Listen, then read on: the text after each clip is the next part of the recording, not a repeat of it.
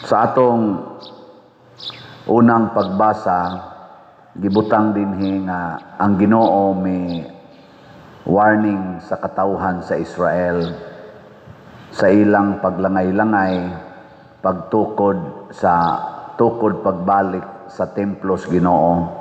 Kay niingon man gud sila nga dili sa ta magtukod sa templo kay unahon na tukod ang atong mga balay. Tinuod yun, nakatukod na sila mga balay nga nindot. Nga ningon dahil Ginoo, karon nga naana mo'y mga balay, naana mo'y mga pagkaon, wa na mo na ulipon. Pero tanawa, natagbaw bagod mo, nalipay bagod mo, wa mo kaybaw, wa mo maglibog wa mo kapangutana nganong nanaman ta mo'y gisulob, gitugnaw mangyapon mo, nanaman ta mo'y gikaon, gutumon mangyapon mo, mga inana ba? Nanaman ta mo'y sweldo, mura ra magbusluton nga alkansiya, nakautang man lang gyapon mo. Kabantay mo karon ang naay mga sweldo mo hinoy dagko kay mga utang, no? Mo'y maputo sa utang. Mas maayo pa tong mga way sweldo, way trabaho kay wa pay utang. Wa mo kabantayan pangutana mo sa inyong tupad na kay utang, pangutana. Kanang way trabaho, wa sad nay utang. Kita nawaw di ba? Dako-dako na tagkolekta, dako sa datong utang. Dili ta maghisgot og utang nga institusyonal. Hinuon pwede sad na. Tanawa nga to karon ko nga atong nasod. Pila na may utang sa atong nasod karon? Mga almost 18 trillion na. Nga naa pag umaabot nga mga around 2 trillion. So, 20 trillion na ni siya. Sus, grabihang utangan. Nga nganong nahitabo man na sa itong nasod nga sige lang yung increase ang utang. Wa pa gani kaabot og 4 years gikan sa eleksyon nato nining bag-ong administrasyon. Gikan atong 2022, wala pa kaabot og 4 years beyond 4 years na ba? Wala pa lagi. Wala pa 4 years. Pero ang atong napuno nga utang niabot nag mga almost 5 trillion. Sa ato pa kada tuig sobra sa 1 trillion ang atong increase sa utang. Unya inigabot anig 6 years. Wa na. Mura sa danig, nalubong tas baha sa tubig, lubong sa baha sa utang. Unya ang atong income naara kunos mga 4 trillion kada tuig. Unya ang atong giutang zaman. Ang mapuno sa atong utang tag 1 trillion. Unya ang atong budget kada tuig sa ato lang ron na sikat maning budget kay pag 2025 ni sikat man tong budget tungod anang ilang mga blank ana nga i-insert ba nga mga amount human sa ilang bycam na sikat man na diha nato nahibaw-an nga mag-average day sila og 6 trillion pesos ang budget kada tuig. Porting dako Unya ang pinakadako ana nga gibudgetan ang infrastructure. DPWH gi-question pa gani na kay ang dako gid unta nga education man. Pero ang ilagi sa atong constitution education mo idako unta karon ang nadako na hinuon ang DPWH. Mao nang nasikat ron ang DPWH tungod anang dagko kayong mga anomalya sa ilang project. Sige. 6 trillion kapin tag 6 average 6.3 trillion kada tuig ang budget. Pero ang atong income 4 trillion ra. Di sa to pa kada himo nilang budget apil gid ng 1 trillion nga utangonon. Nya mo budget na sad karong 2026 6 6.3 na sad trilyon. Unya ang atong income mura ra bag ni aksyong ubos. So mo nang mga 2 trilyon na ang atong utangon. Ano man daig budgeto na lang na unsay atong income kana na lay atong budgeton. Di ba? Kana na lay atong bahin-bahinon ba? Nya maynusan lag korupsyon. Kaya ang korupsyon dahil kuno sa atong nasod mga igsoon, matod pas ilaron dihang hiring-hiring, mag-average sad o 30% kung unsay atong budget, 30% ana padong sa korupsyon. More or less, 30% padong sa korupsyon. Gani karon ang bagong na-discovery, moabot dahil kunog 70% padong sa korupsyon. Pero og atong totalon tanan kay di raman ang korupsyon diha sa DPWH, naman say korupsyon sa education, sa military, hasta pagani sa atong kaning mga PhilHealth o kaning ato ganing mga senior citizen, mga PWD, daghamang mga palusot dia LTO, mga inana. Mauna daghan in corruption, so kun ato din ang i-average sa ilang corruption 30% sa atong total budget. Sa ato pa, 30% of 6 trillion, 1.8 trillion maunay corruption. So ang 6.8 o 6 trillion maynusan nimo 1.8 trillion na corruption ug masiro corruption ta, ang atong income nga 4 trillion paigo ra, igo-igo ra, di ba? Awa mo kay ba? Unya kay kana kunong atong income nag-i-estimate nila nga 4 trillion, gimaynusa na sad kunon og gipunan atin sa gimaynusa na kuno na sa 30% nga korupsyon. Kaya nga to sang income ila masang korupsyonon. Di sa to pag gimaynusa na sana ginit na siya sa korupsyon. So kung nato sa tong iuli ang ilang gikurupt sa atong income nga 30%, ang 4 trillion mahimo sa ng 6 trillion. Sa ato pa di ay doon na gid ayon tatay income kada tuig nga mga 1 trillion kada tuig. Kung wa lang gyud tay corruption, di mo increase na ta. Og mao na gipasabot sa unang pagbasa. Wa ba mo kahibaw nganong naingon ani mo? Kay wa ninyo lipaya ang Ginoo. Ingon dayon siya diri, pangadto mos bukid, tukuran ninyo ang akong balay, ug kun malipay nako, ipakita nako ninyo ang akong himaya. Ipakita nako ninyo kung unsaon ta mo paglipay. Munang ningon ang Ginoo na lipay sa iyang lungsod, matud pas tubag nato sa Salmo. Unya kun malipay ng Ginoo sa atong lungsod, munindot sad ang atong palibot, ang atong kahimtang. Sa inyong paminaw karon sa atong panagkuyog din hisugod adtong August 5, nalipay kang Ginoo nato. Kusga. Taka lang mo. Aw base no. Mailhan man nimo kay munindot ban ang atong palibot. Mura bag naa tay nindot nga mo develop ba? Dili mabungkag, dili maguba. Mo develop nya malipay pud ta. Nalipay mo ron. Oh na nataod na sad ang ikalima na nga hilifan. Tanawa di balahi og naong.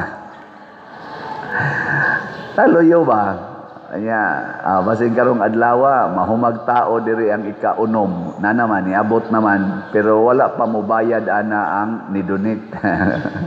Nga naman iya usang huwaton nga mataod ang duha para dili kuno mahimong ghost project.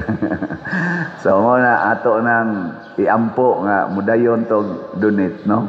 Kay di gani kuhaon ta na gikas atong mga slot-slot. Pero hinaot unta. Nya lahi siya naong kay wa na tay stock aning gaunang upat pero mas advanced to siya. Mas dako tog hangin. Dako man og dako man siya propeller. Nya tama ra sa siya kay dako-dako man sa nang space diha sa loyo. Di man para dire nga giduha na to. So do na gyud pamaaging Ginoo. Nya adtong niaging adlaw ni brown out atong gipaandar ang atong generator nga murag tura-tura. Wa kaabot og 30 minutos ni aso. Ni aso. Di na siya kasustenir. So nag-search dayon ko og namsa ko'y kaila nga supplier og generator. Iya tang gikotisyonan og mga 600 kapin thousand 50 kBA nga brand new nga generator. Gahunahon ako dako sa dani i-round off das mga accessories moabot man ning 700,000. Unsa man atong paliton dili. Bitaw kamoy desisyon unsa man. Kay akong ginahuna ba og mobalik na sa niyang brown out.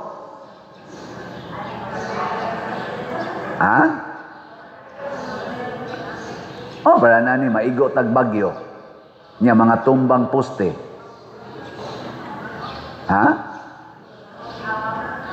Kadto bitaw pag-abot sa audit, sultihan ta mo dito ko sa San Vicente. Ang audit ko man to no kanang December. Nahitabo sad nga nag-brown out dito nga nagmisa si Bishop Palma mting ito, nagkabuang mig pangita, ang ngita nila mig migapon. Kay wa day may generator, so pagka September palit dayon mi og generator 100 kVA. Dito pag abot yun sa audit ang simbahan ra gyud nagsiga for almost 1 month or 2 months.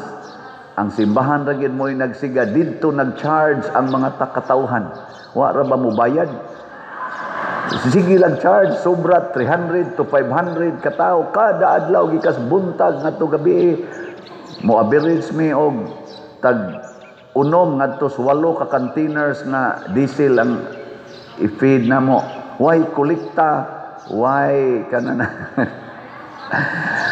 Tong nakaingon ko may ragyong na generator. Karon naghuna-huna na sa ko diri kay sunod-sunod ra bang bagyo. Simbak kong naikalit ba? So ato lang to orderon. Anya ako lang to ignon anam-anaman lagbayad ha. Oy, taga finance na amang gid mo diha. Okay mo? Niyango man ang usas mga okay mo ha? Taga finance ha. Yango man, ingo ana man. Di sige. Okay hon tani. Kamong taga online, okay ra mo. Malipay kang Ginoo mo palit og generator. Malipay gina siya kay ato man gi-secured ang iyang misa. Sa ato pa makapadayon tag misa nga way interruption sa brown out. Unya kung doon natay activities para sa Ginoo, mapadayon. Nya dili mo ngit-ngit ang atong simbahan nga mura tag ungo dinhi. Musiga ato mga suga, muandar ang atong ventilation. Malipay ang Ginoo. Muna akong i-declare karon atong paliton ha. Kung atong orderon. Nganong mura pa mong nangaguol? Pila man na kaslots ang 700,000? 7,000 kaslots. 100 man ato per slot. Sige, kinsa ninyo dihay mo donate og tag 1,000 kaslots mo palit sa PPSC.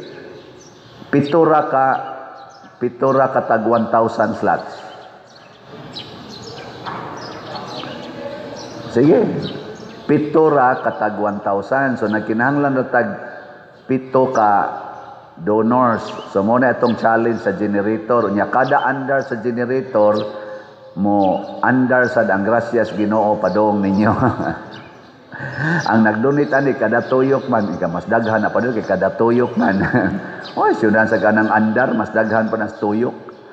Bitaw mga igsoon ang atong hunahunaon kanunay ang makaayo sa katilingban.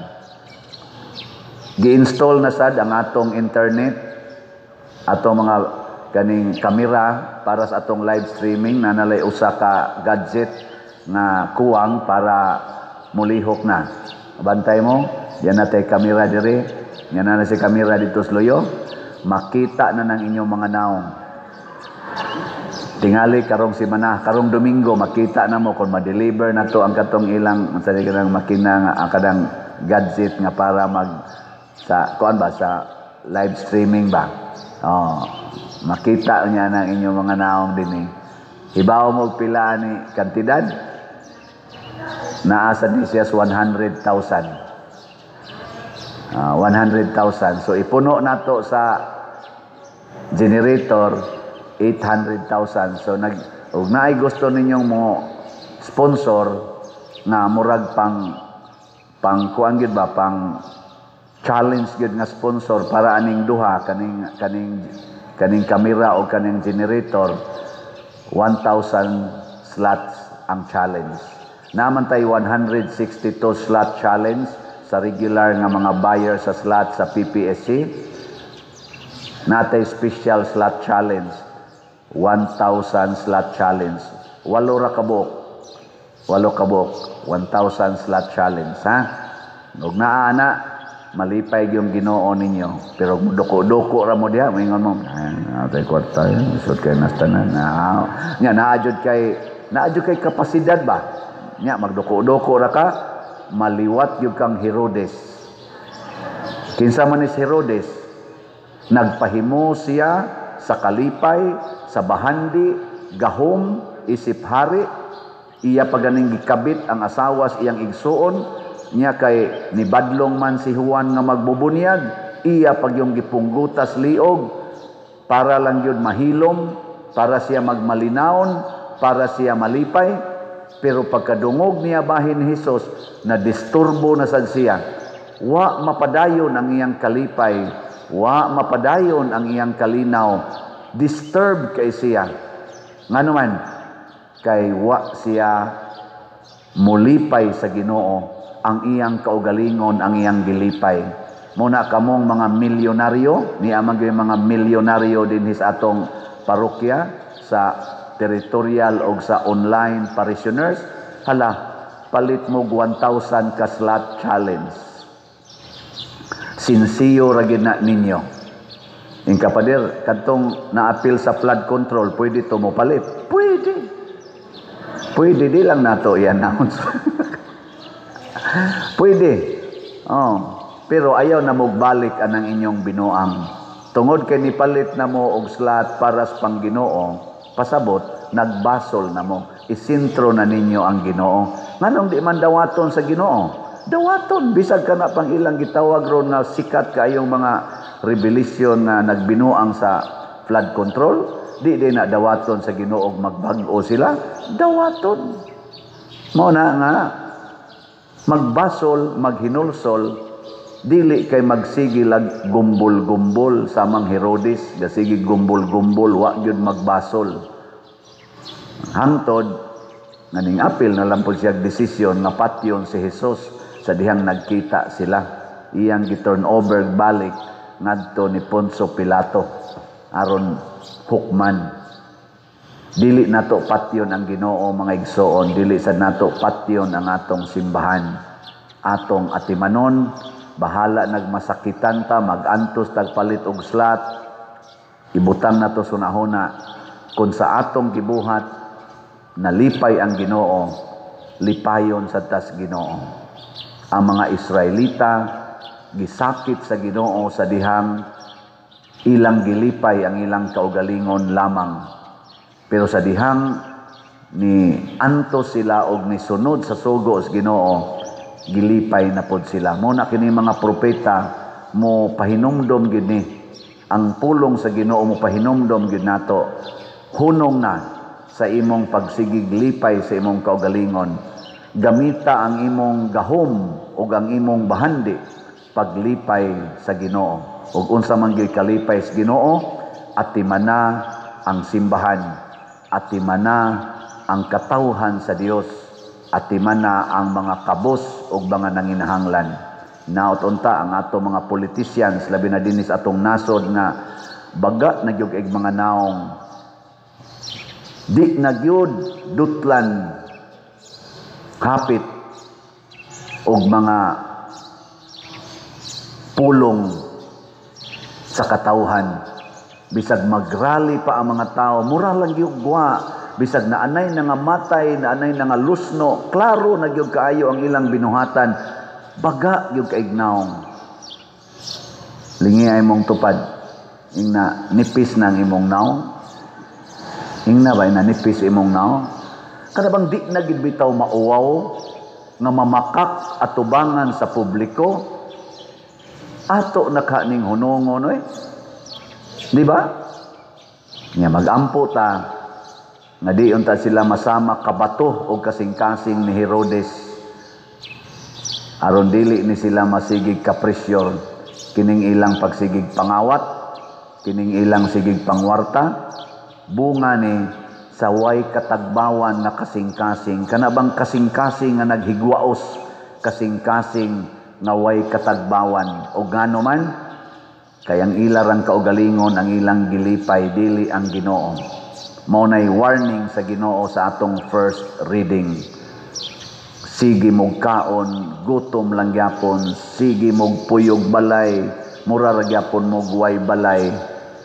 Sige mog tigom og kwarta, mura ra gyapon mog way kwarta. Tungod kay wa ninyo lipaya ang Ginoo. Last na lang lingi sa imong tupad. Lingi ingna moapil ko anang 1,000 slot challenge. Ingna mo apil ko anang 1,000 slot challenge. Nawa di ba? Wa gyud bulingi kay ngano man adi ko kaya oy di ko na kaya. Ang imong mindset daan wa na human na. Natapos na. So congratulations sa niingon karon bitaw no. Murag kaya man gina nako. Pwede ra man ang 1,000 slot challenge og in 3 months, in 2 months, o di ba? Pwede gani in 5 months, o di ba? Imong humanon ang imong 1,000 slot challenge. Pwede ra gyud. Ana.